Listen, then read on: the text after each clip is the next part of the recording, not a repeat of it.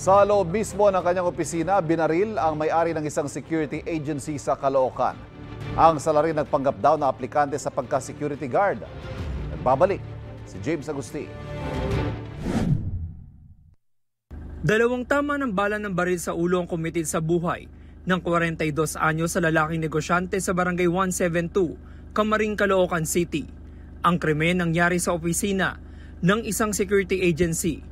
Lumalabas sa imbestigasyon na nagpanggap na aplikante bilang security guard ang salarin. Habang yung biktima na isang negosyante na may-ari ng security agency ay nasa opisina niya nang biglang merong isang di kilalang tao na nagpanggap na mag-a-apply bilang security. Na maya-maya pa, bigla na lang binaril itong si biktima.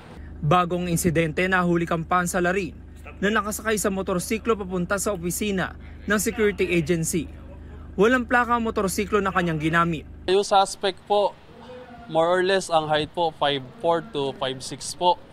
Tapos po nakasuot po siya ng sweatshirt na pang motor. Ayun po. May kapayatan lang po ang kanyang pangatawan.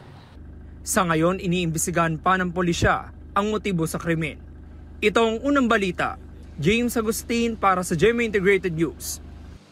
Kapuso, para laging una ka sa mga balita, bisitahin at mag-subscribe sa GMA Integrated News sa YouTube. Sa mga kapuso abroad, samahan nyo kami sa GMA Pinoy TV at sa www.gmanews.tv.